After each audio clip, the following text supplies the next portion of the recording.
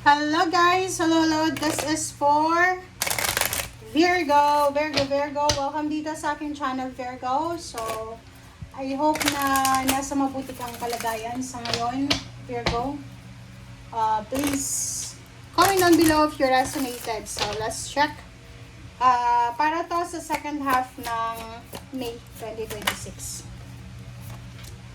Okay, first card. This is number 26, number 8. This is Book of Shadows. Okay. So, Virgo.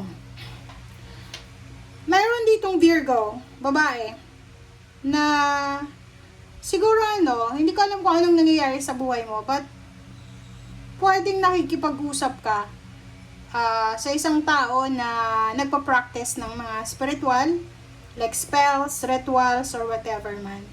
Mag-iingat ka lang dito kasi etong 26-8 na yan, Book of Shadows kasi siya guys. Pag sinabing shadows, wala tayong alam dyan, diba? So, we don't have control sa kung ano man yan. So, doon sa mga Virgo na you're consulting spiritual practitioner, na yung gumagawa ng gayuma, kulam, barang, whatever man, you need to be careful. Kasi, alam niyo ba na babalik at babalik yan sa inyo? Okay? So, you need to be careful dito.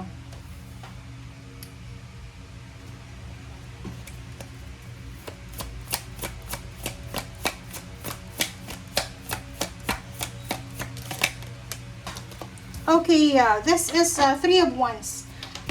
Nakikita ko sir dito, meron ditong Virgo na you're waiting for maybe 3 years. You're waiting for 3 years sa kung ano man yun na plano mong gawin. Another is you're waiting for, like for example, 3 months or ano ba yan na hinihintay mo? Ikaw lang yung nakakaalam yan. Basta nakikita natin dito na you're waiting for another 3 months, 3 weeks, or 3 years yan.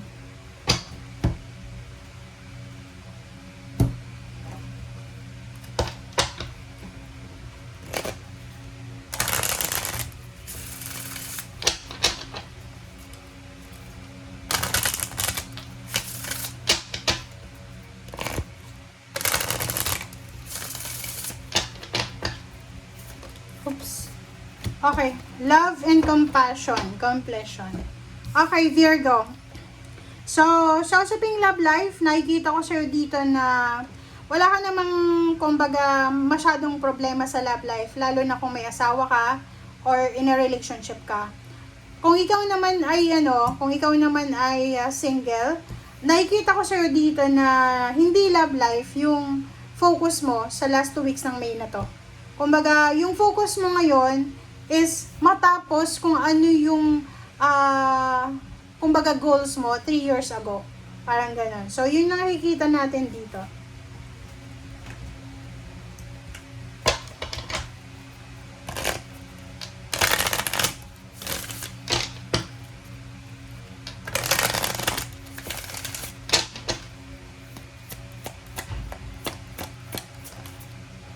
Okay, wisdom.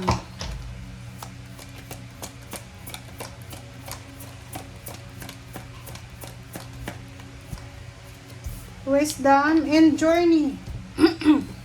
Okay, Virgo.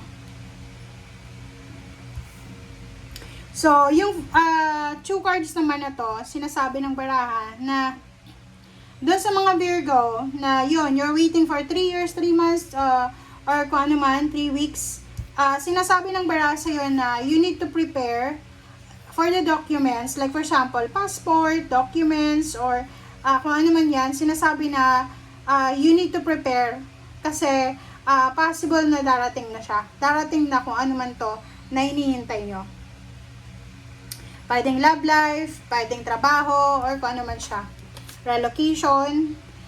Dito sinasabi ng baraha sa'yo na if you are, if you need help, emotional help, financial help, na parang feeling mo wala namang mga tao na willing kang tulungan, ang last resort mo daw dito is humingi ka ng tulong sa Panginoon. Okay? Sinasabi ng baraha sa'yo dito na, halimbawa, humingi ka ng tulong sa lahat ng kamag-anak mo, kaibigan. Tapos wala namang tumutulong sa'yo. So, ang gagawin mo daw, sa Panginoon ka na. humingi ng tulong. Okay?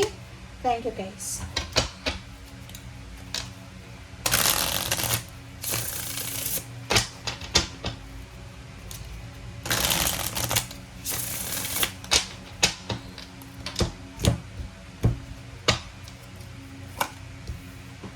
Okay, the Emperor, King of Swords, Ten of Pentacles, and the Moon. Okay. So, kung makikita mo dito, Virgo, possible na there's an opportunity here na, kumaga, maging stable and secured ka sa ginagawa mo ngayon. It's either business man yan or trabaho. There's an opportunity here. There's a new direction na posibleng magdadala sa'yo ng stability and balance.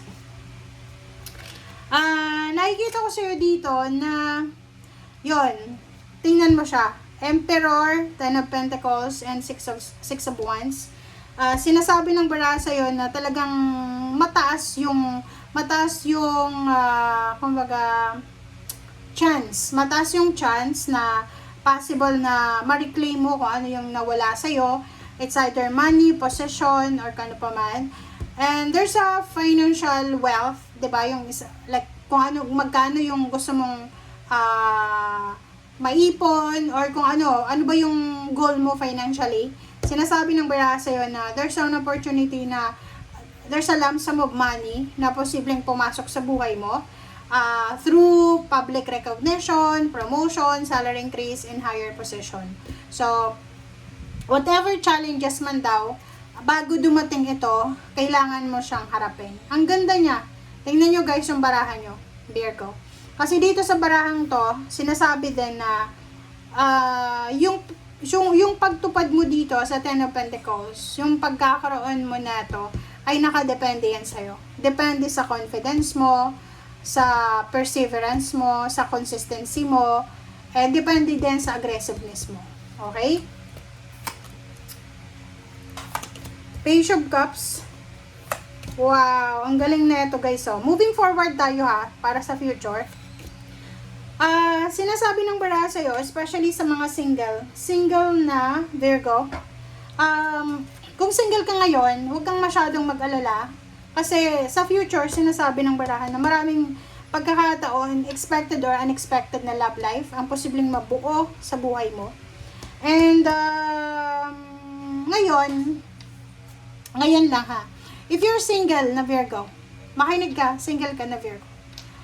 Kung halimbawa na medyo, yung mga kaklase mo, kabatchmate mo, or nasa above 30 ka na ba? 30 years old. Tapos wala ka pang asawa, wala ka pang boyfriend or girlfriend.